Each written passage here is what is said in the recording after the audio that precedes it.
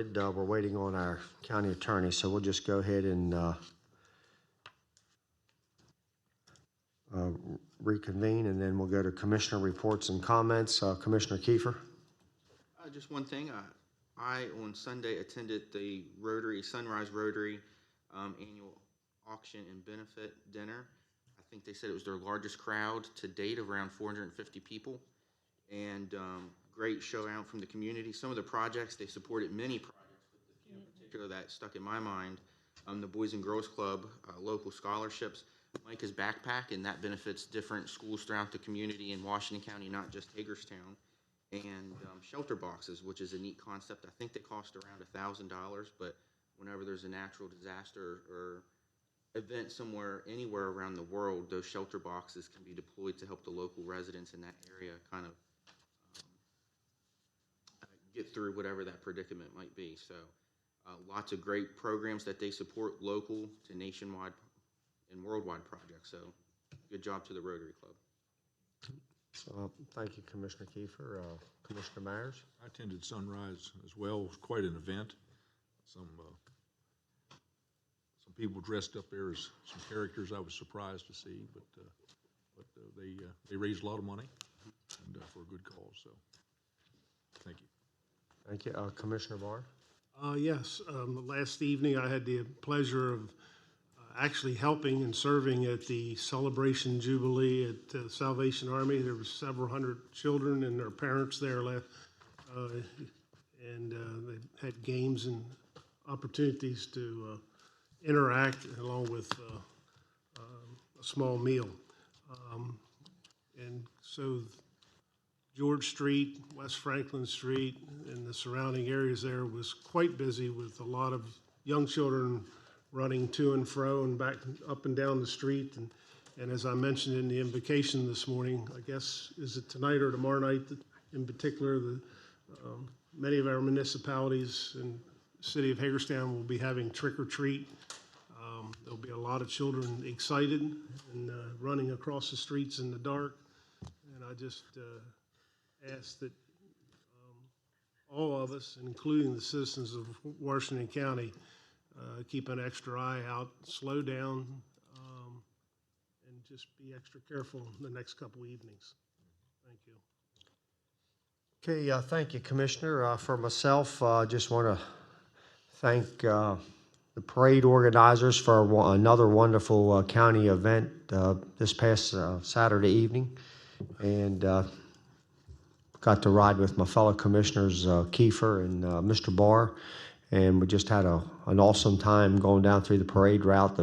The spectators were just outstanding, and I want to say thank you to our staff for putting our float together, and I hope they continue that, taking the county commissioners down just on a wagon hauled by the county vehicle. I just think that's an outstanding experience. So I want to thank our staff for putting that event together.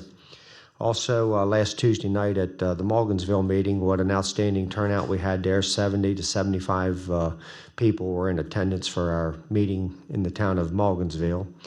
And we did have some local delegation representation, and that was, and I didn't mention them at our meeting, so I'm going to mention them today. Delegate Bill Wyvil's legislative aide was there to represent Delegate Wyvil, and she was present, and Delegate Wyvil does consistently participate in our local meetings. If he can't make it, he sends his delegation secretary, aide, Krista Whittington. So I want to thank her for being in attendance that evening, and I didn't recognize her that evening. But anyhow, I just thought that they should be recognized. And I'd like to thank the town of Morgansville for hosting us. Thank you.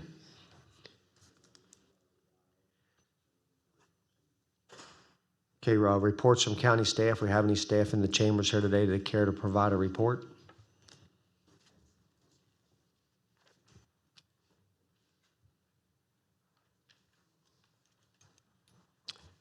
Good morning. How are you two today?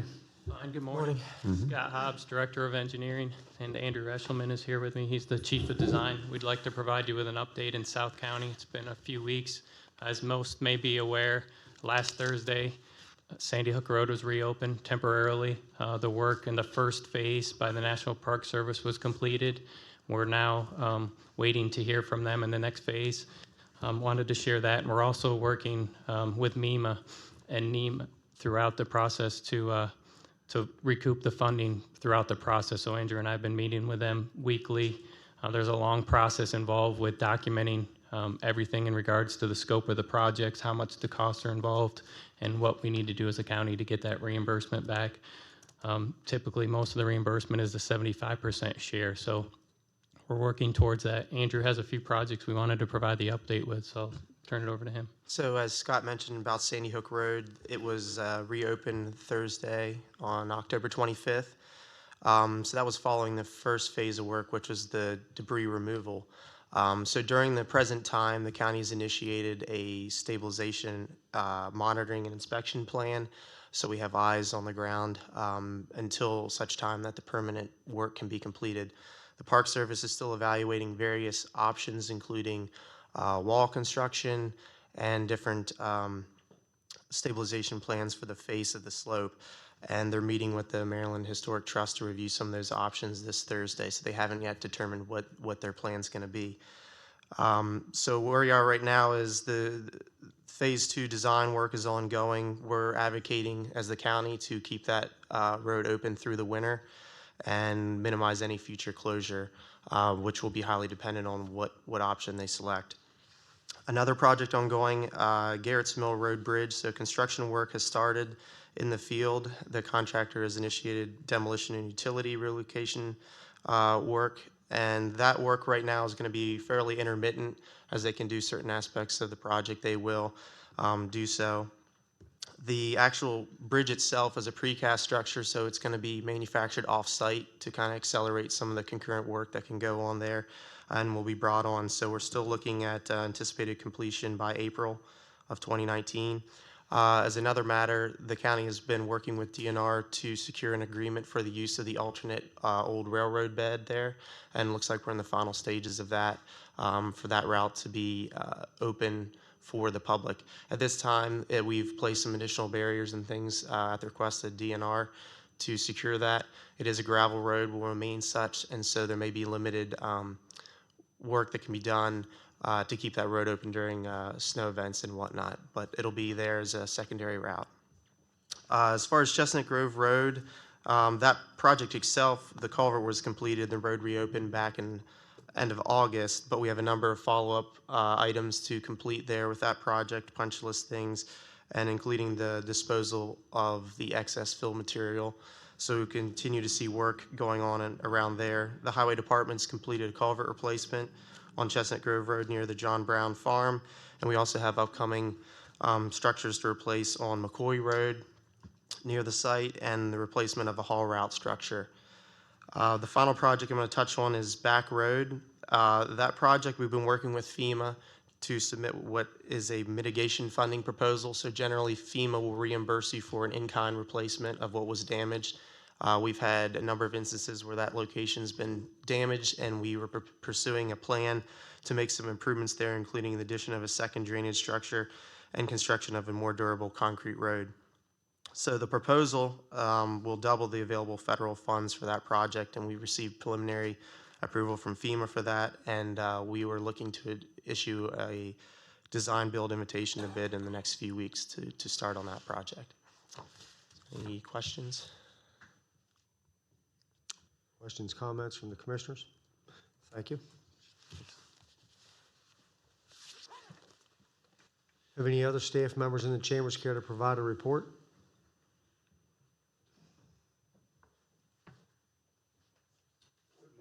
Good morning. How are you all? We're good. Good.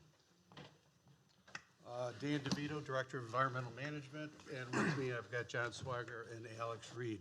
It's just a couple of items that we wanted to update you on. First of all, I think we needed to bring these two gentlemen and to recognize them for the yeoman work that they did to get that sweeper truck in the Mummers Parade, and I think we've got pictures up there now. It was a team effort. We had, not only did John and Alex were on the phone constantly, we took delivery of that vehicle Saturday morning at 7 o'clock in Mount Airy. So John had to get up and get one of our guys, Eric Shaw, and go all the way to Mount Airy, pick it up, bring it back, clean it up, and get it ready for the parade. And it was absolutely incredible to hear the number. I mean, you can hear everything when you're in the parade. You can hear a lot of comments from the crowd. And the number of positive comments, not only about the quality of the vehicle that we bought, but the idea of Clean County Initiative and that this vehicle was actually going to be out cleaning the streets and to keep the community clean. It was amazing to hear those positive comments. So I just wanted to commend these two gentlemen and also Eric Shaw from our collections department and Bill Martin from our collections department. And I have to say Ronnie Knight, or else he'll get mad. Yeah. And he was involved in it also. But it was a team effort, and we got it all done, and it's an incredible piece of equipment. And by the way, it's out in the parking lot if you'd like to take a look at it later. It'll be here all the time. The other issue is the notice of intent that the county had to provide to MDE for as part of our compliance with the MS4 project and the MS4 permit. And with that, we had to sign a notice of intent that was due by today, which we executed. And I would like if John would just explain a little bit about what that is. Okay, just if y'all remember back on April 27th this year, Maryland Department of Environment reached the final determination on the National Pollutant Discharge Elimination System, or NPDS, general permit for discharges from small municipal separate storm sewer systems, MS4s. MS4 owners and operators designated under this general permit must submit a notice of intent to MDE by October 31st, 2018. An NOI serves as notification that the MS4 owner or operator intends to comply with the terms and conditions of the general permit. This permit becomes effective October 31st, 2018, and will expire on October 30th, 2023, unless administratively continued by MDE. This general permit requires municipalities designated for coverage to implement stormwater management programs to improve water quality and control the discharge of pollutants into and through their MS4s. These programs include the following 6 minimum control measures: public education and outreach, public participation and involvement, illicit discharge detection and elimination, construction site stormwater runoff control, post-construction stormwater management, and pollution prevention and good housekeeping. The permit also establishes new requirements for impervious area restoration for 20% of the existing lands that have little or no stormwater management. Restoration planning strategies and implementation schedules required by the permit shall improve local water quality and contribute to the restoration of the Chesapeake Bay. And as Dan stated, we signed off on the NOI, and it's in MDE's hands waiting for approval. Okay, any other comments or questions from the commissioners? It's a beautiful looking machine. It is. It is. And so after you clean the streets, you have a truckload of debris there. How do we handle the debris as far as where it goes? It's to be transported to the landfill. Okay. Landfill. But all that is weighed, and we keep track of exactly how much debris is picked up from each community. And these guys have this intricate plan with it's all mapped out, the routes that are going to be taken, and where the truck's going to be at any given time. We plan on, obviously you can't sweep streets in snow weather, but other than that, we plan on having this vehicle out on the streets, working in the community as often as possible every single day, other than the time that the only time it won't be out is if weather permits it or prevents it. So. The more the streets are getting swept, the more credit we get for the Chesapeake Bay model and the NPDS permits. So the more it can be out, the better. Tell them a little bit about when we tested it yesterday. How did Oh, it's fantastic. So the rep came up from Alliance Equipment. Atlanta. Atlantic Equipment came up. They were fantastic. They worked with some of our operators to take them out and get familiarized with the truck. And just watching the truck work, it's a noticeable difference in the amount of debris on the road. Even if you just used to looking at the amount of gravels on the road, they blend in. And whenever the sweeper truck goes by, those are no longer sediments and gravels that are going to end up in our streams. But now those are now going to landfill. Excuse me. So yeah, we were super impressed with the way it worked yesterday, and super impressed with the way everybody at the county has come together to make this happen. Like the route maps were our GIS folks upstairs who did a fantastic job. John can't get enough kudos for making this happen. So Thank you. I know sometimes our municipalities rent out street sweepers for, when the need arises. Is this available to them as well? Do we not have manpower for that, or we have our own? The amount of streets to roads worry that we about? need to sweep, we will have it busy pretty much 9 months out of the year. So, and then we're going to be cleaning inlets as well. We have an attachment on the back of the truck, so we'll be able to do our cleaning out of our inlets and catch basins. Okay, thank you. Any other staff in the chambers care to provide a report to the county commissioners? Okay, Mr. Hovis, anything to Mr. Slocum?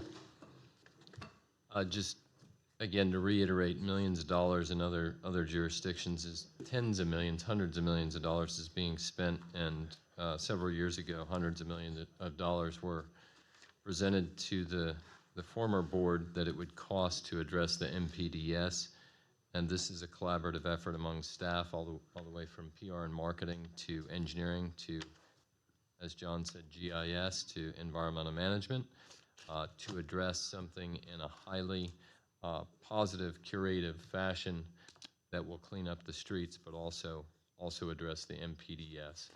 And to Commissioner Kiefer's question, if at all possible, we would very much like to see this be used throughout the municipalities as well.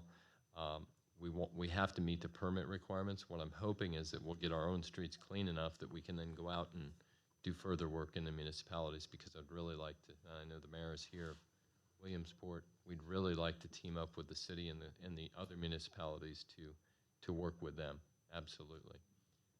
Can't commit to that at this moment, but certainly want to do that entirely. Okay, yeah, so, Can I ask a question? We work hand in hand with our school board and our school system. The school has 47 properties. I suspect every one of them has a parking lot. Is there opportunities looking forward as we get maybe caught up from a backlog? Can we help the school system and their driveways and their parking lots, periodically? Yes. So one of the criteria that John mentioned are outreach and education, and so we'd like to use this to approach the schools, but also demonstrate to the schools the cleanup efforts. So yes, sir. Perfect. okay, anything else to add, Mr. Hovis, or Mr. Slocum? County attorney issues? Boards and commissions? Yes, we have a few. We have the Washington County Agricultural Education Center recommending the reappointment of Ms. Kathleen Carr to serve her second 3-year term from May 1st, 2018 through April 30th of 2021. Ms. Carr's first term expired on April 30th, 2018, and she has missed a total of 2 meetings out of 23. So moves. Second. A motion and a second for that approval. Any further discussion? All those in favor signify by saying aye. Aye. Opposed? 4-0. The next appointment for the same board, Washington County Agricultural Education Center, the board is recommending to appoint Mr. Joseph Leos to serve a first 3-year term from November 1st, 2018 through October 31st, 2021. Mr. Leos is a member of the Mason-Dixon Kennel Club, and the board has agreed that a representative would be helpful since the facility is used by that organization. So moved. Second. Motion and a second. Any further discussion? All those in favor signify by saying aye. Aye. Opposed? 4-0. The next board we have is the Washington County Recreation and Parks Advisory Board. That board is recommending to reappoint Ms. Cleonica Such to serve a second three-year term through April 30th of 2020. She has missed a total of 6 meetings out of 23. Motion approved. So moved. Motion and second. Any further discussion? All those in favor signify by saying aye. Aye. Aye. Opposed? 4-0. Additionally, the same board is recommending to appoint Mr. Terry Hose to serve his first three-year term from November 1st, 2018 through October 31st of 2021. Mr. Hose exhibits a great desire to volunteer and does so with Clear Spring High School events and planning, as well as the American Legion. Motion to approve. Second. Motion and second. Any further discussion? All those in favor signify by saying aye. Aye. Opposed? 4-0. And the last would be the Washington County Community Organization Funding Committee. They are looking to appoint Ms. Deborah Gilbert through June 30th of 2019 to serve as Commissioner Barr's representative on that funding committee. So moved. Motion and second. Any further discussion? All those in favor signify by saying aye. Aye. Aye. Opposed? 4-0. Thank you. And, okay, last chance for staff comments. Okay, citizens' participation. We have any citizens here today that care to participate? Front row. Yes, sir. Please come forward, state your name, address, and Bill Green, Town of Williamsport, Salisbury Street, the mayor. Charles Brown, Town of Williamsport, council member. welcome.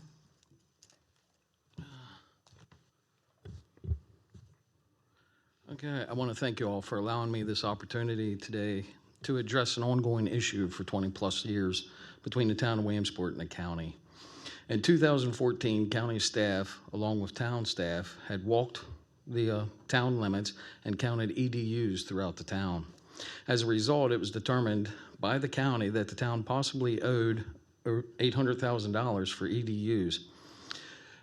Town staff and county staff worked together, and they managed to reduce this EDU charge to a little over $200,000, and that was back in 2014. This was due to leaks and inaccurate figures. The county could not identify additional EDUs allotted or what the cost of these EDUs were at that time. A list of businesses were identified by the county as to owing the EDU charge, and we have no idea how to collect this money from these businesses now. It's been over 10 years, and the hardship that that would cause would be detrimental to the town. There's been 3 to 4 meetings a year between the town and county to discuss and try to reconcile the EDU issue, and past administrators reluctantly agreed to payment options and had made one payment towards this, reducing the charge to under $200,000. There's been numerous analyses done that give a total usage for the town and indicate the town to be under that usage by 25 million gallons. In 2008, a county letter for the EDU cap states it's 1,289. And since then, the town was given 50 additional EDUs along with purchasing them in 2016 and 17, where we're capped at 1,289, but yet we're still being charged for EDUs. The contract also of 2008 and the agreement that we have needs revised and updated. We've done, through some of the meetings we've already had, we've started moving forward with the county and the county staff. The lines of communication have been good. And the town of Williamsport is just requesting that the charge be forgiven. And with that, the monies owed by the county to the town would also be forgiven. And payments made are what they were. They were payments made towards this debt. You know, moving forward, we put things in motion as getting invoiced, which we'd never gotten invoiced before until recently. And along with that invoice, we need added onto there who owes the EDU. We had just paid $48,000 for sewer allocation fees. And of that $48,000, we were told that that was EDU charges, but we have no idea whose EDU. Did the town buy the EDU and for who? And how many to who? We have no clue, so that still needs fixed. But I did want to come today and just ask that we just start fresh from the beginning and let the past be the past. And moving forward, with all the communication we have going on now and all the cooperation with the commissioners and the staff and financing and with MDE that we feel we can get this all under control. Thank you. Thank you. So you owe the county money? We I'm had paid $48,000 in 2017, and again, I believe here in 2018. Okay, so you still owe, based on, Based on the analysis, we would still owe the county, I believe now the charge is $195,000. and I thought I heard you say that the county owed you all. It did come out that the county also owed us because they use our sewer systems to run, and we're responsible for our own sewer lines. So the county sewage that runs through the town is also a bill that the county owed the town. Yes. Gotcha, okay. And that's a net of 195. No, Net of 195 or no, okay. 60. 160, when it's all done and over, yes. Okay, if I may, Mayor Green, going forward, I think when I come on here 4 years ago, this was part of a conversation, and it was ongoing for quite a number of years until we finally got some resolve. Where's the disconnect? And I'm saying, you know, Honestly? how you know, the transparency of when someone's requesting and the county knows that they need to be paid, or whoever for the EDU, the hookup fees and so forth. I mean, I think that, as I looked at it, was the biggest problem is that the town was charging, collecting, and then the money wasn't being handled properly. And so, and possibly, and I'll just go out and just say this, and possibly there were times when someone was able to hook up and nothing was charged. Right. Okay, so having said that, putting it behind us, if we do, what you're requesting here is $160,000 of forgiveness. How do we move forward? What do we do to rectify this same ongoing problem that you're not sitting back here another year or two? Right now, to me, honestly, would be the communication that we now have. We were able to communicate to the county directly with Dan DeVito and his staff and with your financial staff and everything, and to identify who owes what so that the town is able to collect. Like I was saying, the one we'd paid previously for $48,000 for sewer allocation fees, we have no idea whose EDUs those are. But we paid the bill. We don't know who to charge for it, so there's no way for the town to go back and collect this. You know, and several of the businesses on the list that was identified are no longer even in business. You know, to go back, and you're looking at a 10-year-old debt, and part of the letter from the county to the town was to eliminate the past debt and to move forward with additions on this and with invoicing the town correctly with who do we charge. We have no new businesses moving in or opening up, you know, no new buildings being built. And we haven't had that, well, since the Sheets. So I correct that. We did have one, the Sheets building, you know, and we do know they owe. So that is one that's on the, I believe, on the list to collect, if I remember correctly. So Washington County will be sending out invoices. To the town with identifying who owes which EDU and how much it was, so that we can This day go moving after forward. it. Right. And how frequently will you receive those? How often do you mail those bills out, Dan? Those bills go out Quarterly? Okay. And along with that, we had another thing on those bills was to identify a time length. Like how long did we have to get that money from the business that's owed? You know, because right now we get the bill and we've been very diligent with paying our bills on time. So when we received the bill a few months ago, we went ahead, signed off, got the check, you know, and it was like done. I'm a little surprised, obviously, knowing a little bit about permits. I have to collect. Yeah, before you can issue a permit. Yeah, and I'm kind of surprised you're sitting there saying, when do we collect, when do we send a bill? Yeah. But they've been operating for, what, a year and a half now down there? I believe so, yes. And there's still no collection for that? That's what I'm getting at is how do you rectify the situation that if the town of Williamsport and what other municipality is going to handle their permits, and this is tied with the county, then I believe you need to follow some guidelines that the county puts forth that says that before you issue that permit, that these fees will be collected. That's how it is everywhere else, am I correct? We were told that the county does have a guideline to follow, and I believe past administrations and everything wanted to put in play that the county collect their own money for the EDUs and leave the town out of it to streamline it in that direction. But after speaking with the county and county staff, we'd come to the conclusion that we can follow their guidelines and let our planning and zoning put it into effect on our end. And that way we would be more cooperating more with the county. And we would be invoicing the town of Williamsport every quarter. Right. Yes, sir. Okay, This is an issue that I've heard about when I first joined the board a couple of years ago. I think the mayor has acknowledged, and I think a productive meeting was had last week with county staff, that going forward, there appears to be a more proper plan in place to collect the EDUs. And, you know, there's that situation, if EDUs weren't collected from a business 10 years ago, is there a statute of limitations? Could they still be collected? Properties changed hands once or twice on a few of the properties, so, you know, who's ultimately responsible for that? I'd be in favor of, if we feel that we have a good plan going forward, to collect the EDUs, to forgive it this time. Again, and there's a precedent for that. But we, county staff, need to make sure that the next quarter, it's monitored, we're collecting what we should be collecting, because that wasn't done by staff in the past on a regular basis. Right, I agree. Our staff also with that. So I would make that a motion if we could. okay, so we have a motion to move forward with a better plan and start out at ground zero, get this behind us and move forward. So that's kind of the motion on the floor. I want to second that motion, only because I think we'd have set a precedence for some other forgivenesses in the county.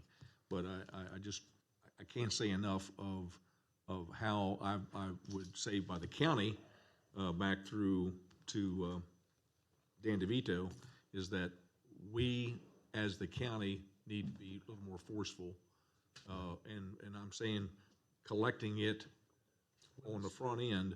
And if for instance, using the sheets as an example, if that permit was issued, which it comes back and issued obviously through Williamsport, but is issued by the county, that invoice should be sent right away. Am I correct, Dan? I mean, the next quarter. Well, the notification, it's actually between the permits department that you know, again, it's all about the building permit, because the permit is issued by our department, the county's department.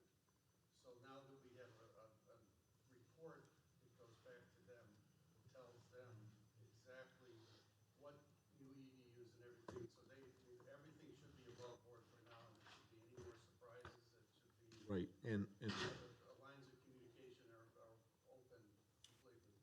and there are some types of final inspections that the county can withhold if those things are not done. So I think if you apply that, I'll second the motion and I'm in favor of that. Okay, motion and second. Any further discussion? All those in favor signify by saying aye. Aye. Opposed? 4-0. Thank you, and thank you for getting everything back on track and getting things in order. Thank you. Good Thank you luck. for everything you guys have done over the years. Thank you. Okay, any other citizens here in the front row care to participate? Yes, sir, please come forward, state your name and address.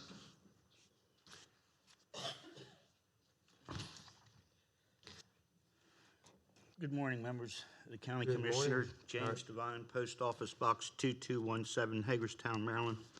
I just come up to speak briefly about a couple subject matters. The first one would be the public library. All around the foundation of that building, the caulking is breaking loose between the pavement and the building. I've told the personnel there, but it's too big of a job for them. And I don't think they see the urgency in it, because the urgency I see in it is winter setting in. Water's going to get down in there and freeze, break the foundation, cause cracks in it and stuff. It's something that actually really needs addressed immediately. You know, so if you could look into that. The second issue is Bester School. They always have the problem people parking in the South Potomac Street down there. You know, I brought it up for, I think, 2 years before the board. I know you say go board education. I've been there 2 years talking to the people. All they need to do is put a macadam strip out front so the parents coming in have a place to park and get off the main street. There's nothing complicated about it. You know, I was here a year ago talking about the school cameras. You know, take some money out of that slush fund and you know, give it to the Board of Education. Go ahead and put a macadam in there, so you know, have it altered somewhere so the parents can come in off the street. They're blocking the street. You know, it's been going on for years. Why is it not getting addressed? So if you could get that addressed, it would be nice. Then on the solar issues, I think the county should look at rules and regulations. I brought it up years ago about having solar. You know, they should relax their rules and regulations to have more solar in this area. You know, I think the farmers should be growing solar panels instead of cows. You know, but you know, does anybody know how much output or income that the prison solar system puts out? Does anybody know that? Okay. The last issue I would like to address is that wintertime's coming on, and I've spoken about this before, but there has to be more done for the homeless in this area. It really does. I see the Maryland Theater down there, millions of dollars being put into it. That's really great. You know, it's just an improvement for the city. I think there might be a crawl space in there underneath that building where the homeless can sleep. But there needs to be something more done for the homeless in this area, and I don't think it's being done. Thank you. Thank you, sir. Okay, anybody else in the front row care to participate? Second row, third row? Anybody else here today care to participate? Citizens participation. If you want, yep. If you want to participate, sir, you're welcome. This is time to tell the commissioners what's on your mind. Morning.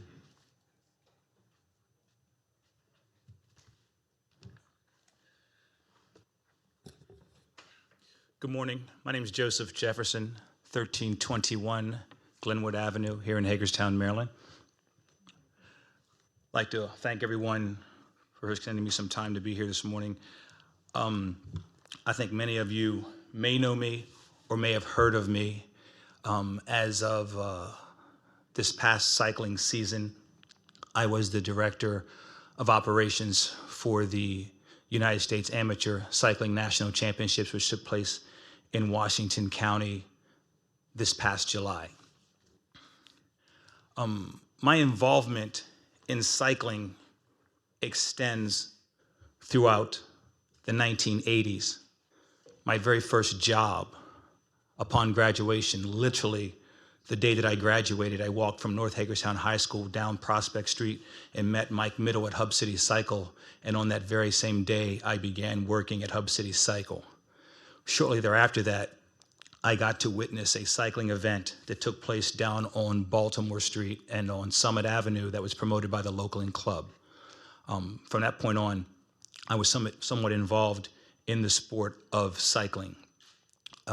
As I remained a resident of Washington County, I became a competitor. I got more involved in race announcing. I got more involved in team directing, and I later became involved in the promotion of bicycle races.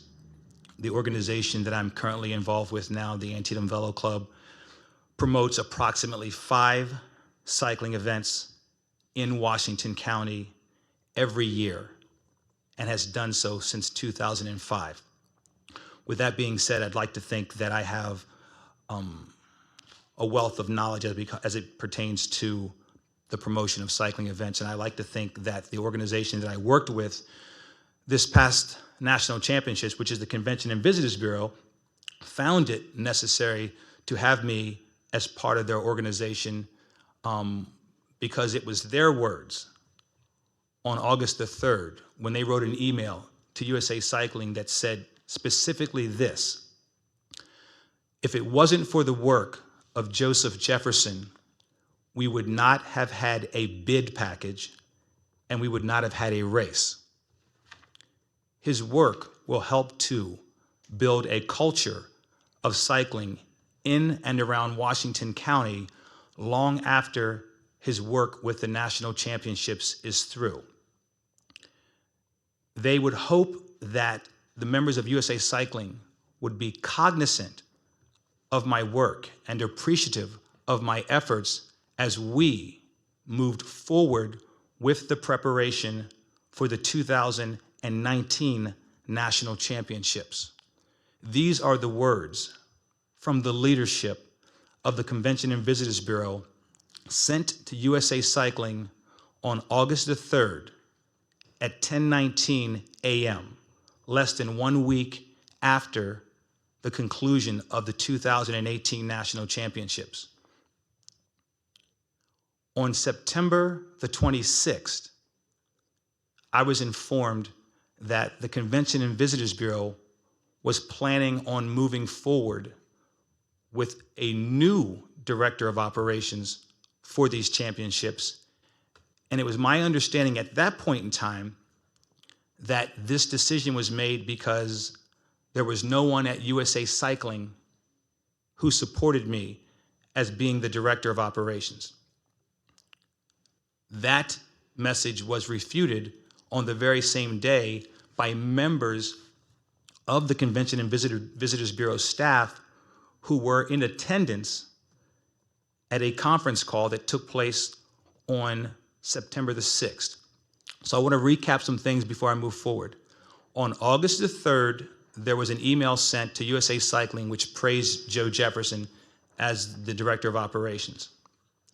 On September the 6th, there was a conference call that took place with USA Cycling that Mr. Jefferson was not part of. On September the 26th, Mr. Jefferson was told that he would not be part of the championships going forward.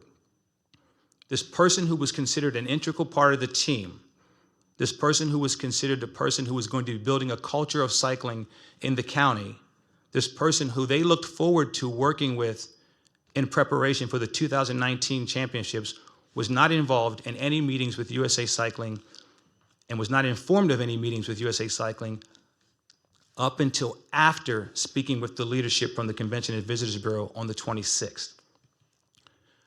The VP of Operations from USA Cycling contacted me last Tuesday and recapped the meeting in question.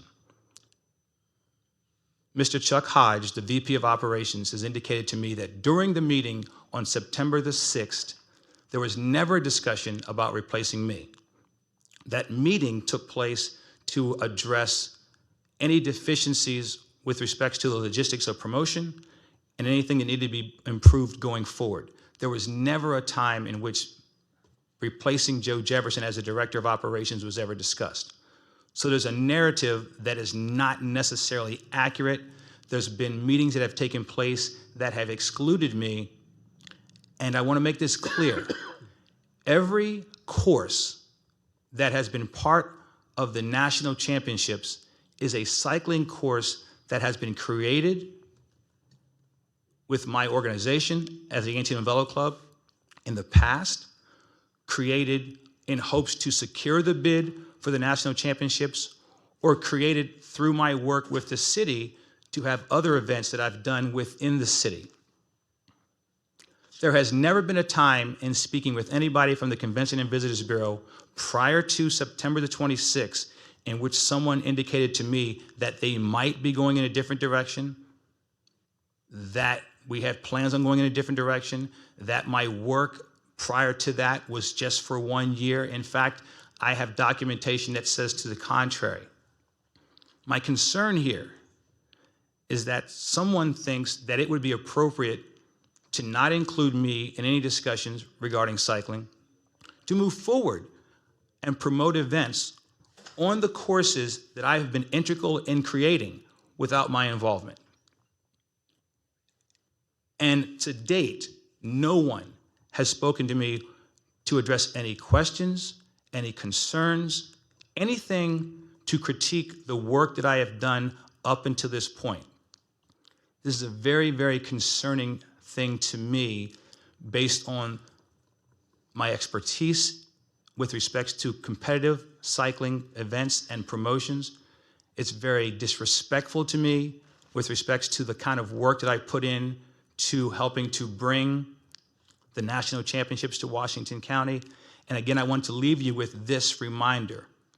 It was the leadership of the Convention and Visitors Bureau who said that if it wasn't for the work of Joseph Jefferson, we would not have had a bid package and we would not have had a race. To make that statement and then to somehow summarily dismiss me as the director of operations, knowing exactly what I have done and exactly what I bring to the table and what I've done for the sport of cycling in and around in Washington County, is somewhat of a concern and something that I'm not going to let go of without redress. And I want everybody to be clear about that and understand that. Mr. Slocum has reached out over a month ago to help facilitate a meeting between me and leadership of the CVB. I responded on October the 1st when I got that request to offer him dates and times to which I could meet. It's been now over a month. And leadership from CVB, to my knowledge, still has not responded. This is a concern to me. And again, for me personally, I find it disrespectful, dismissive, and something that I will not let go of until I seek redress and get redress. Thank you, Mr. Jefferson. Okay, any other citizens here today care to participate? Okay, last chance for citizens' participation.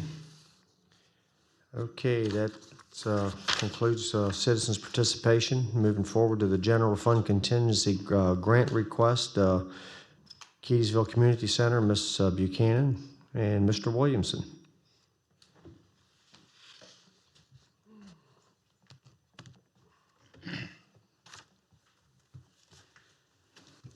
Good morning. How are you two today? Good morning. Doing well, thank you. As stated, I'm Susan Buchanan, Director, Office of Grant Management, and along with me today is Art Williamson, the President of Southeastern Washington County Health and Community Services.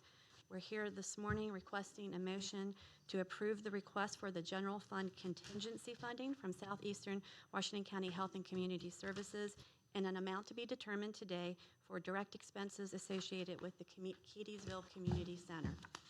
Southeastern Washington County Health and Community Services is requesting $6,000 of general fund contingency funding to support costs associated with operating the Keedysville Community Center. The center is a former elementary school building which was sold to Southeastern Washington County Health and Community Services in the 1980s. The building houses several tenants, including a daycare center, several small businesses, and is utilized by local groups for practices, meetings, and private events. The building, due to its age, requires considerable maintenance and is currently its operating expenses exceed its rental income. Recent unexpected repair costs include the replacement of a furnace, an underground sewer line replacement, and roof and appliance repairs. If awarded, the general fund contingency funds will allow the center to remain open through the end of fiscal year 2019, while allowing the organization to seek other funding sources to support ongoing operations. The Office of Grant Management has reviewed the request, and the organization is eligible for this funding. And I want to give Mr. Williamson an opportunity to say a few things and answer any questions you may have. Thank you. She covered a lot of what I intended to cover, but I would say, just as a matter of information, the whole board are all volunteers. We're a nonprofit group. The figure of 6,000 I arrived at by taking the first 9 months of this year and extrapolating it into the end of June next year. And I anticipated in that total period of 18 months that we would be about $6,000 short, provided that there was no more surprises like we had last year with the furnace, the sewer line, and the refrigerator repairs. So I have, I guess, nothing else to add. Okay, thank you. Commissioners have any comments or questions? If, Motion to approve. okay, Second, and a comment if I could. a motion and a second. Any further discussion? Comments? I attended the Keysville Town Council meeting last month, or maybe the month before, time kind of flies. And I know how important the community center is to Keysville and the people that use it, especially, was it the wrestling team that was there that night, or the karate? They don't start their practice until about the second week in November, I think, and they carry through till sometime in March. Some of the parent coaches and volunteers Yes. of that organization were Yes, there. And they spoke. there's probably over 100 or 200 youth involved in that, male and female. So I think our plan here is we want to help the community center be as self-sufficient as possible. So with this grant, this will help meet kind of an immediate, need of cash assistance. I think there's an opportunity on the table to work either through our EDC department to try and help build awareness of the community center, spaces available, work with some partners to get some tenants, some paying tenants in that building. And then long-term, the Keysville Community Center could apply for the community funding organization. And unfortunately, that deadline just passed this summer to apply for it. That's, I guess, an annual process. Is that right, To Susan? get on the list, the 1108 list is updated every year in August by public hearing. Can we make sure we reach out to them when that Yes, time comes to? definitely. so they And make we the have, deadline? since our last information and financial report, we've secured another renter, 2 ladies that we have a commercial kitchen, it's a licensed kitchen. They're going to use that several times a month. They're not sure to do baked goods for farmers markets. They need a commercial kitchen, and we have another lady that we're negotiating with for the same purpose, to do baked goods in a commercial kitchen for farmers markets. That's still not resolved, but we have signed a lease with the first 2 ladies. A lease based on so much rent per event. They're not sure how often they're going to come in, and they would come in the evenings. So that will help our rent situation. Okay, any other comments? If none, we have a motion and a second. All in favor signify by saying aye. Aye. Opposed? 4-0. Thank you and best of luck. Thank you. Thanks, Susan. Thank you. Okay, the hotel rental tax funding request, Hagerstown, Washington County Convention and Visitors Bureau, Ms. Buchanan, Mr. Spedden, and how are you all today? Just fine, thank you.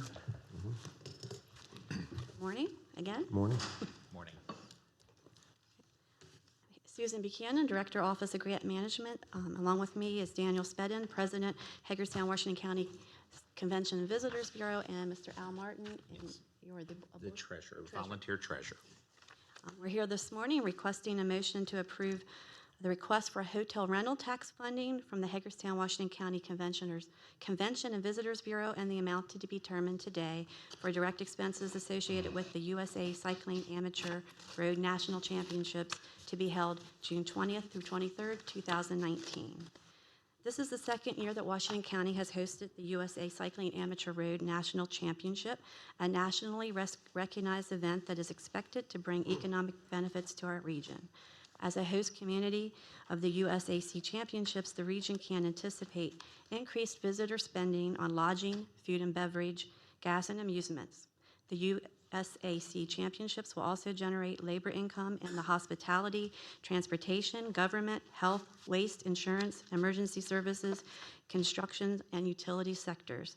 This national event will elevate the profile of the community and present it as a preferred destination among cyclists. In July 2018, the USA Cycling Amateur Road National Championships event reported 672 individual athletes and 1,507 unique race registrants, and the event is predicted to attract 1,000 unique participants again in 2019. On average, 2 spectators accompany each athlete. Additionally, over 30 staff members and officials will be in the region for this event. A minimum of 140 room nights will be generated from the event from staff and officials, and it is anticipated that athletes and spectators will generate an additional 2,500 to 3,500 room nights during the event. Visit Hagerstown expects to see a $1.5 million impact in Hagerstown and Washington County in 2019. The total event budget for 2019 is set at $180,040. The CVB is providing $76,290 for the event and has secured funding from the Maryland Sports Commission and local and national sponsors for this event totaling $38,750. This year's budget is based upon actual costs of the 2018 race and has increased significantly, primarily due to the much higher than expected traffic control costs associated with the event. The CVB has increased this year's hotel rental tax fund request from $25,000 to $65,000 to assist with these costs. The project budget for county hotel rental tax funding includes $51,414 for traffic control costs and detour signage and $13,586 towards the cost of law enforcement and EMS services for the event. This event meets all 7 of the Board of County Commissioners' goals and criteria for the use of hotel rental tax funds. There are no issues of outstanding obligations to the county that would prevent the CVB from receiving funding, and it's the recommendation of the Washington County Office of Grant Management this application be approved in amount to be determined by the Board of County Commissioners today. Give you an opportunity to speak if you would like. Any questions, comments, commissioners? Yeah, I do. Mr. Jefferson was just here, and I say this respectfully, Mr. Spedden, but as Paul Harvey says, you know, we want to hear the rest of the story. And Joe came to the meeting last Tuesday evening out at Morgansville, and he's very articulate, knows what he's talking about, and obviously it's his side of the story. I understand that.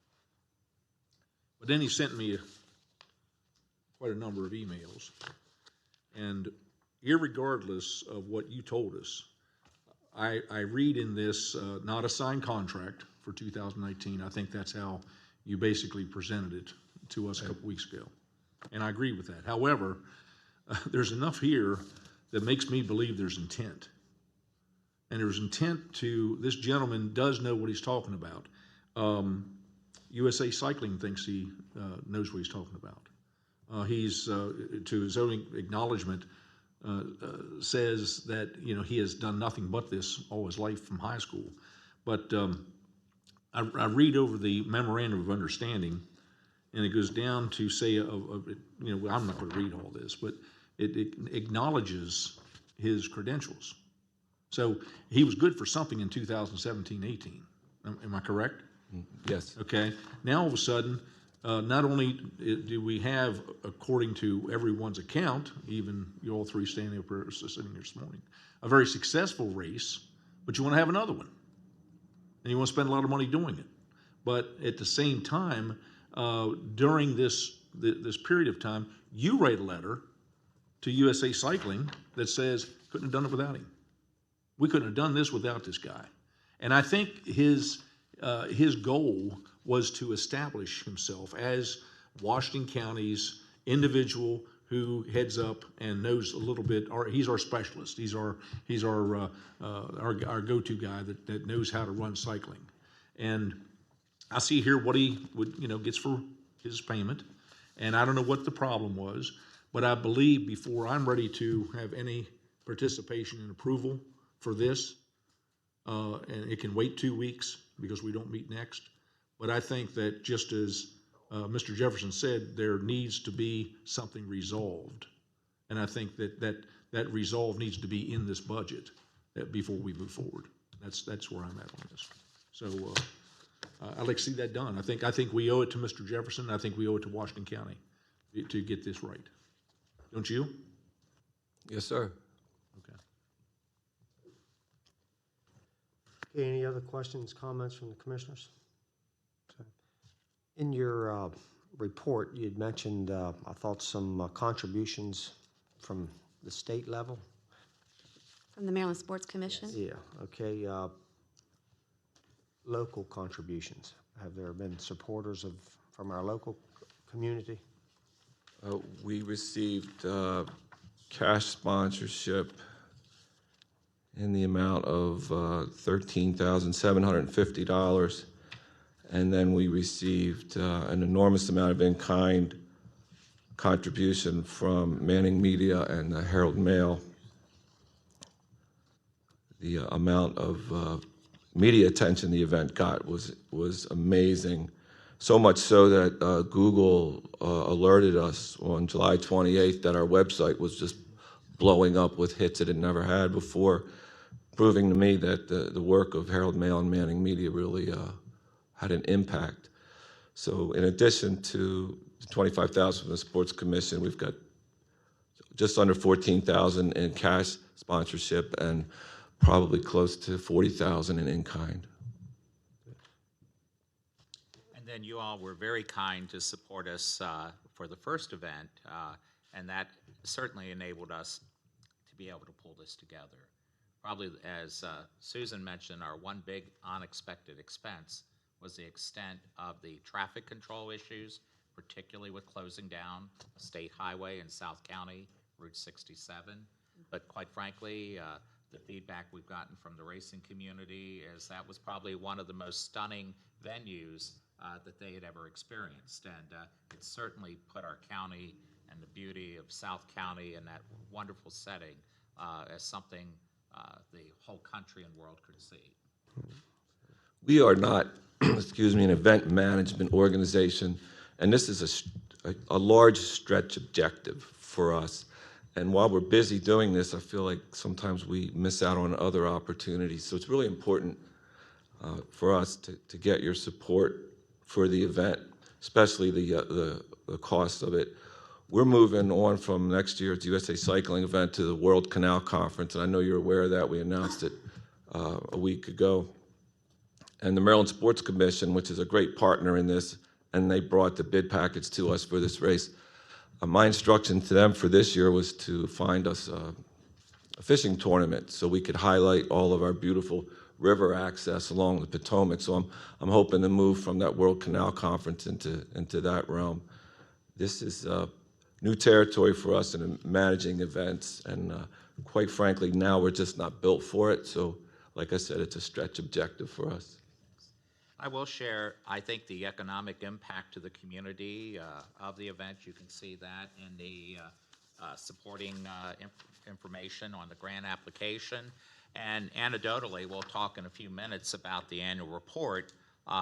Year to date, and we'll share this with you as part of that report, our room night revenues, and this lags about 2 months, year to date with the collection we just received from the county treasurer in October, which covered, I believe, the month of July. Our year to date revenues are up almost $70,000 over the prior year. It's a record year, and we anticipate that that will continue for the balance of the year. And I know for our budget, the hotel motel tax is now consistently for 3 years, going on 4 years, bringing in over $1 million a year for the Convention Visitors Bureau and an equal amount for the county in hotel motel tax funds. And I'll just say, when we spun off as an independent agency in 1998, that revenue was about $428,000. So we're excited to have our volunteers and our partners that have been supporting us in this. And we are very excited that we didn't just get this USA Cycling for 1 year, but we got it for a 2-year commitment. And we beat out cities nationally. Before it was here this past summer, it was in Louisville, Kentucky, and our top competitor for this past year and for this event was San Diego, California. And it's here in Washington County and Hagerstown. We're very pleased about that. It's been a wonderful event, and we hope we can ultimately get your support to continue the event. It's important because without all the partners, this wouldn't happen. And I think it is a major economic development driver in the community. We certainly think it's important to continue. Okay, so we have an issue that we're going to get settled, and you're going to reach out to Mr. Jefferson and have a Yeah, meeting. I'm uncomfortable as a board member discussing it here in public. This is a personnel issue. Mr. Jefferson is a contract employee of the Bureau, and quite frankly, I'm sure you all. Yeah, and that's why I didn't, I mean, no more than what he said, but I believe it needs to be resolved, okay? And I believe that way we can, whether we move ahead with or without him, okay? And I have my opinion on that, which is no opinion, but we move forward clean, and when you come in here for your budget, we know exactly that that's fine. That's clean and resolved, okay? Understood. But I think it's a black eye. I think it's a black eye. There's a cloud hanging over that right now. It's unfortunate. Yeah, it is, but it has to be resolved, you know? Mr. Kiefer, Commissioner Barr. I think this is, from all accounts that I've heard, most all, a great thing for Washington County. It's phenomenal that we were able to win the event over San Diego. But I would agree. I think we need to find some resolve with Mr. Jefferson, whatever that might be. We want to start next year with this race, you know, full force and ready to go, and it all be positive. So I hope we can settle any differences or meet that. I understand you're limited to what you can say, and I respect that, but I would agree. So, okay, I guess you'll get with staff and after. Mr. Jefferson has requested a meeting with the CVB's executive committee, and I think that's the proper place to have that conversation. Okay. And we're working on that right now. Should have that established soon. So then what we'll do is get this back on the agenda, and you'll work through staff and bring it back in. Okay. Thank you. Thank you, Susan. Okay, construction bid award, parking facility at the County Administration Building. Mr. Hobbs? Oh, we still need, Mr. Chair, I think Terry, we still need to do our annual report as required by, Annual report's the next thing on the agenda. I have it. Okay, how long will that take? Because we're way behind and we have to be in Hancock. 5 minutes or less. Okay. Yeah, our enabling legislation and our bylaws require us to do an annual presentation before the Board of County Commissioners. We present our audit report annually. We brought that with us today, and then a very brief economic impact statement, and that should satisfy the requirement there. I've got copies of the audit report, and impact statement is inserted in there. Okay.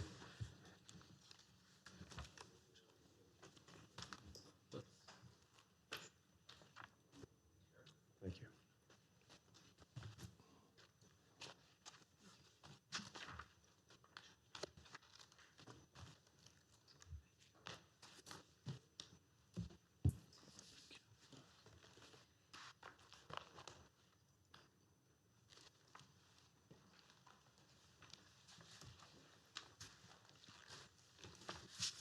So our treasurer will provide the highlights of the audit report, and then I'll go over very briefly over the economic impact statement.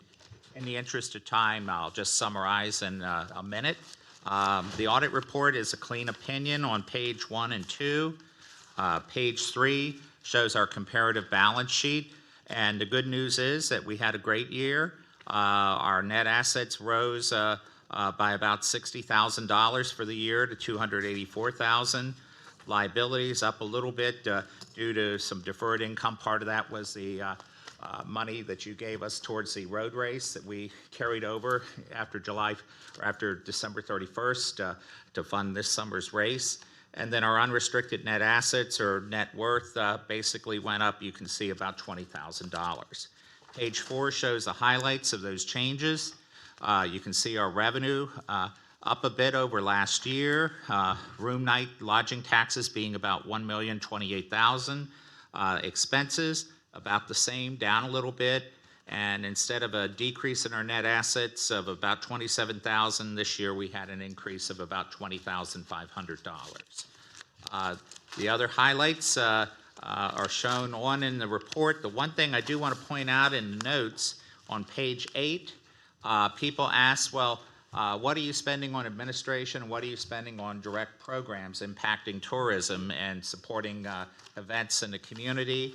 And if you look at the bottom of page 8, note 4, functional expenses, the good news is that consistently we continue to spend over 85% of our budget on programmatic services and support rather than administrative and management costs, which I think is outstanding. The final thing I'd like to do is just share, inserted in the packet is the monthly tally that I enjoy looking at as a board member that shows our room night revenues and collections by month. And the good news, as I mentioned, is that this year to date, if you look at through October, we are up over the same period last year, almost $70,000 and $69,753 more.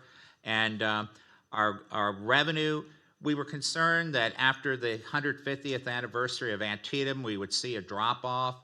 But with everything going on, a very aggressive marketing program using social media and the internet and other sources and events, we've been able to continue to build the room revenue, as you can see there. We went down just a little bit last year. That was, I think, an aberration. But consistently, you can see the history since 2009 has been strong, steady growth, and we're very pleased about that. And with that, I'll turn it over to Dan to just give you a little bit of narrative highlights from the... You had mentioned about money carried over from the county's contribution for last year's. Yes.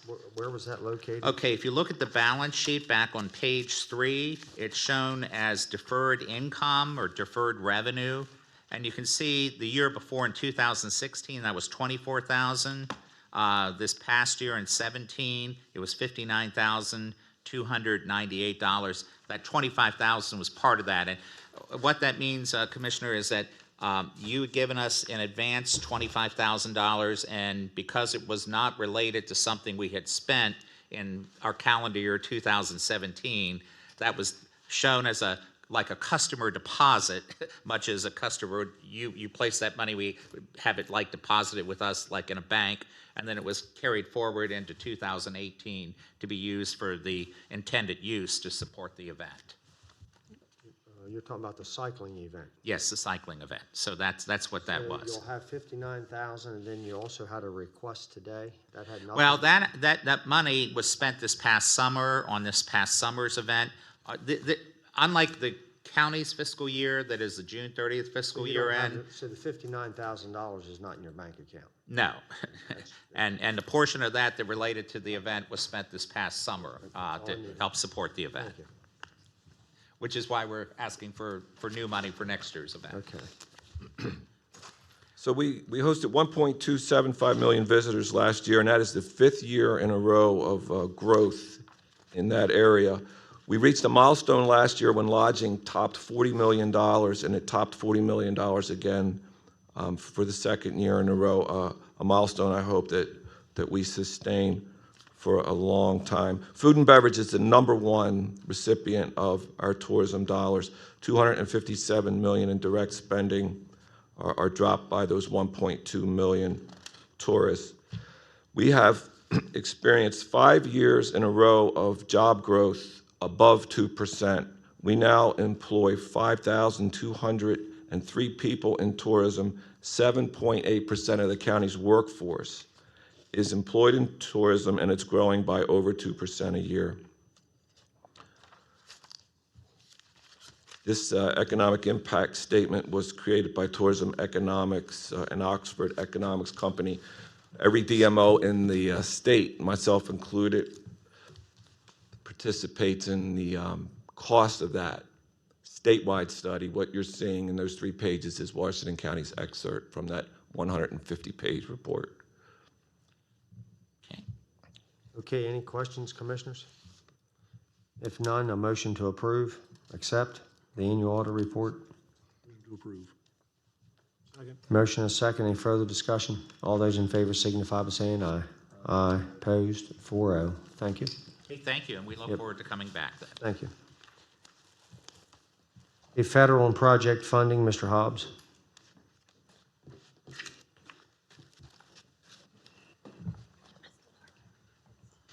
We'll come back to the parking lot. I missed that somehow. Good morning. morning again. Scott Hobbs, Director of Engineering. As far as the federal aid project funding, the Maryland State Highway Department of Transportation has been working on a 1978 Master Agreement update. That's a document that we have that shows the oversight and assistance to local public agencies through Federal Highway and State Highway Administration. What I want to share with you is the update and just request that that agreement be signed. There's been no significant changes to the 78 agreement. And again, it's involved with the compliance when it comes to federal aid bridge projects. We receive approximately $1.5 million per year for federal aid bridge projects. It's a 80% federal funding, 20% local share. When it comes to building bridges, as far as our inspection, we receive 100% of that funding. So we manage that funding every year along with our local funding and our capital improvement plan. The county has has 92 bridges that are over 20-foot spans. So just to put that in the perspective of how much money and how much infrastructure we maintain. So again, I'd just like to move forward with the agreement as is, with the proper signatures, that we move forward and get that approved so we can get that updated agreement. Any questions? What did you say the state funding portion was? We receive it right now approximately $1.5 million. So every No, I'm sorry, county, percentages. 80% is federal funding and 20% is local on our projects. So when we request funding for a project, if it's $1 million bridge, 800 of that pot of money will come, excuse me, come to us. Yeah, it just says for information, so you're not looking for a vote. No, unless- just, yeah, as long as there shouldn't be a vote, just to move forward with the execution of that agreement, which is a continuance of that 1978 agreement, just an update to that. Motion move forward. Okay, well, we just need a consensus, so. Okay, we're all okay. I'll take back my motion then. Okay, next item would be the parking facility at the county administration building. Yes, I'm here to recommend that the board award the Washington County Employee Parking Facility contract to the lowest responsible bidder, Kinsley Construction of Hagerstown, Maryland, in the amount of $148,405. The project was advertised in the Herald Mail, on the county's website, and email marketplace. 6 bids were received. All of the bids have been evaluated, and the low bid from Kinsley Construction is in order. The engineer's estimate for this project was $160,000. This project involves construction of a new parking lot across Wareham Alley in between Franklin Street and Wareham Alley. Work will be ongoing with some drainage work, paving, that will provide 30 new spaces in that lot. The alley will need to be closed at certain times. That's working with the city to close that to perform some of the work in and out of there, and the tie-ins with the entrances. It'll be an in from Franklin Street into the lot, and then an out with gates, similar to what we have at our corner lot for parking here at Franklin and Prospect Street.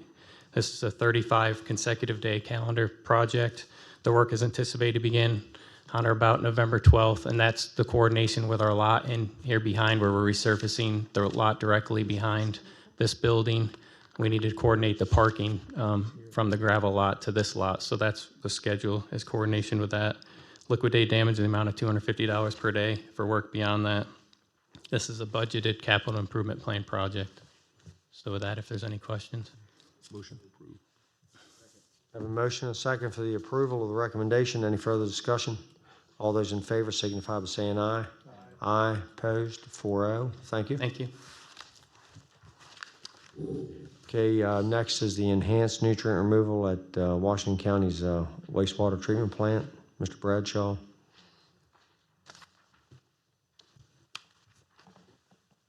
Good morning.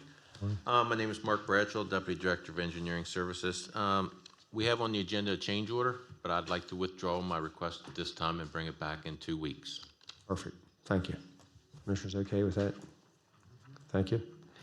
Okay, pretrial services program, grant approval to accept the awarded funding. Ms. Laypole and Mr. Craig Rowe. How are you, sir? Good, thank you. Good. Good morning, Stephanie Laypole, Good Senior morning. Grant Manager, Office of Grant Management, and Major Craig Rowe with Washington County Sheriff's Office. We're seeking approval for the acceptance of the award from the Governor's Office of Crime Control and Prevention in the amount of $125,386. The awarded funding will be utilized primarily to fund a classification officer position to run pretrial service activities at the detention center. Additional funding will be utilized to lease GPS monitoring and alcohol testing equipment, as well as the purchase of drug testing equipment for those placed in the program.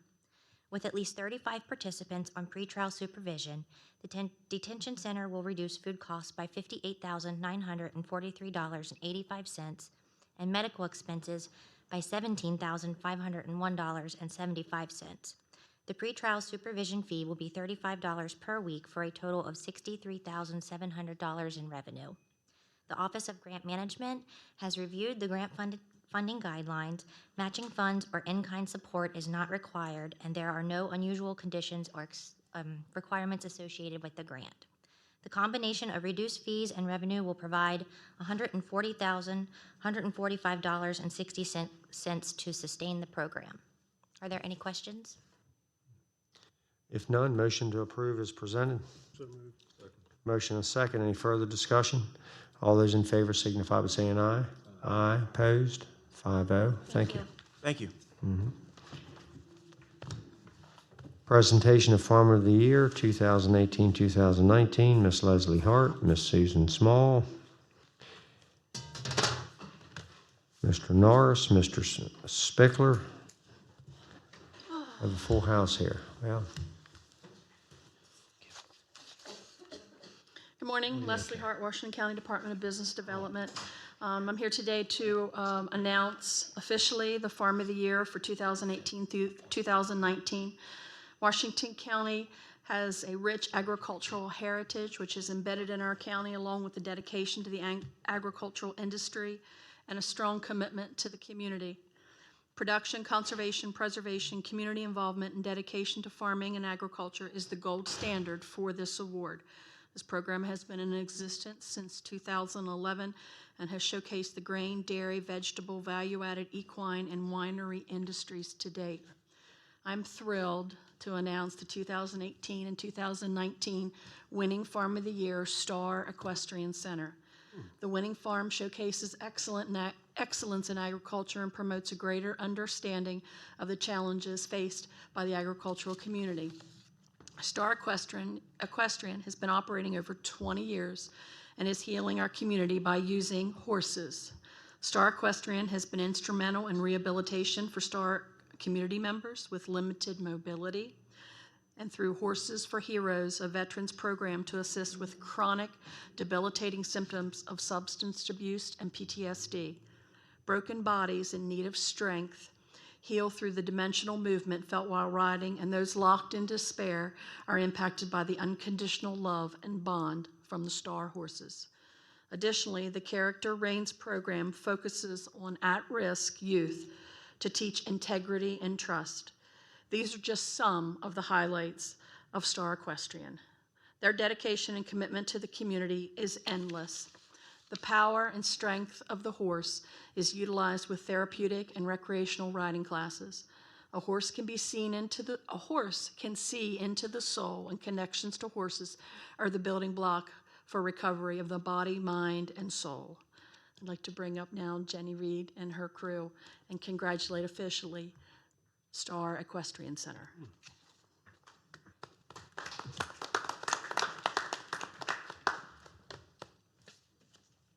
And I'll need a photograph, please, as well. Photograph. She wants this. say photograph. Let's go over here.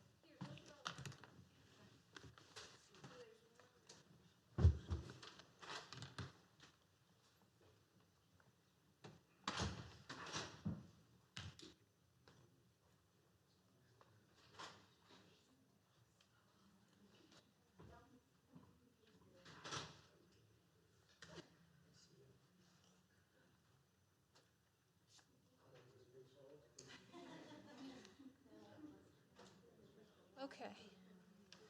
Everyone ready? Here we go. 1, 2, 3. 1, 2, 3. Thank you.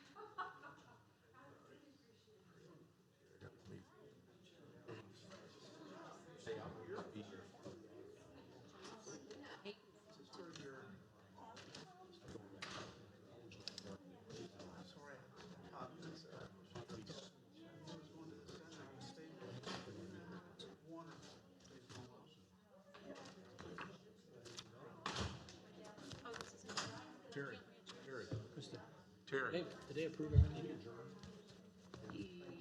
Not the CBB 65,000. But the, like, the pre-child services grant award? Okay, that's for Terry to sign. Can we adjourn? Oh, yeah. The interim. Okay, commissioners, we need Mr. Slocum back. Remember, we got the truck out back of the sweeper truck, if we can walk out and look at it. If you want to announce it, yeah, if you want to announce it, the sweeper truck out back, that'd be great. Thank you. They're waiting around. Yep. I think Rob is. Okay, we need to get Mr. Barr and Mr. Slocum back here so we can finish up and get to a ribbon cutting. Also, if anyone's listening, we do have the street sweeper out back, and I think we should, at the minimum, go out and check out our piece of machinery. And we could do that on the way out. So, for those of you that heard that, I heard it. Okay, one last item before we adjourn, and we do have some business to take care of. I believe this will be Mr. Martirana's last meeting, and I personally want to say thank you so much for sitting here beside me over the years and giving me guidance and keeping me on track. And you're a wonderful guy, and you're going to be a heartfelt, horrible loss to Washington County, but you're also going to be a tremendous asset to the Washington County Public School System. And personally, I just want to wish you the best of luck, Mr. Martirana. So with any other commissioner comments before he says a couple of words? Any of the other commissioners? John, I appreciate over the last few years, we've had many phone conversations, sometimes late at night. You're always available, and I appreciate that. And thanks for your commitment to Washington County, which I know continues with the Board of Education. And as you said, you're not totally away from us. Our paths will cross from time to time in the nature of our business. So good luck. As well, John. Thank you. HC leave. You've served for 19 years. 19 years. That stretches back to my time I've known you on the House of Delegates side. And, right. Talking with you. Known you for quite a number of these years. I say congratulations on your next move. Sometimes change is good. Right. And so, good luck with dealing with that bunch down there. Thank you. I appreciate that. Without getting too emotional, you've been a good friend and gonna miss you, but we'll see you quite frequently, I'm sure. I still will be. You don't come in here and give us I still will be a good friend, I promise. You've been an incredible friend. Thank you. And with that, I think it's appropriate that we go ahead and I'll ask Mr. Slocum to discuss or mention our move from here with the county attorney position.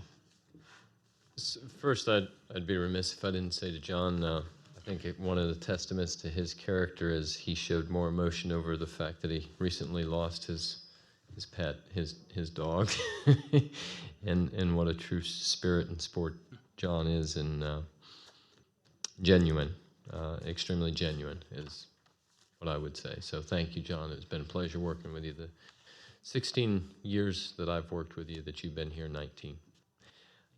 And for the board's consideration, although the county attorney doesn't report to the administrator, for the interim, it would be requested for the teamwork and establishment of serving the board that Mr. Downey be named the interim county attorney, effective after John's departure, which you will not have a meeting next week. That's why we're discussing it this week. So John does leave November 2nd, which is Friday. So at the close of business Friday, because the county attorney never sleeps, evenings and weekends, To go in one second. as mentioned. So if it would satisfy the board, I'd like to make that recommendation. Okay, do we do that in a consensus or motion form? I mean, you can do a motion to make. So moved. Second. Motion a second for that recommendation for the interim attorney position. Any further discussion? All those in favor signify by saying aye. Aye. Aye. Opposed? 4-0. Congratulations, Mr. Downey. Thank you. I'll may be the second to shake your hand, but maybe the third. Can I just say, it won't be a long speech, but I want to thank you for your comments today. It's been a privilege and an honor to serve Washington County. It's been a long time. It's looking forward to the new challenge. I'm not going very far. As I told the senior staff, you always have a friend at the Board of Education, because as long as I'm there. So I'd be remiss if I didn't thank my staff, Kirk and Kendall and Vicki and Kim and the previous staffs. They've been there to support me, not only professionally, but personally. So I'm like John, I don't want to get all emotional, but I probably will in the next few days. But thank the county employees, been very supportive of me throughout my 19 years here, and the elected officials, this board, and the previous boards. And hopefully, in some small way, I've contributed to Washington County. Hope to continue to do that in another capacity, but thanks to everyone. And I should stop now before I get emotional. Julie's probably filming it, and then I'll have to do that. So, but again, thank you very much, and thanks to everyone. Thank you. Okay, we will adjourn, and we will head to Hancock for the ribbon cutting. And motion to adjourn. Motion to adjourn. Second. Motion and a second. Any further discussion? All those in favor signify by saying aye. Aye. Opposed? 4-0. Thank you.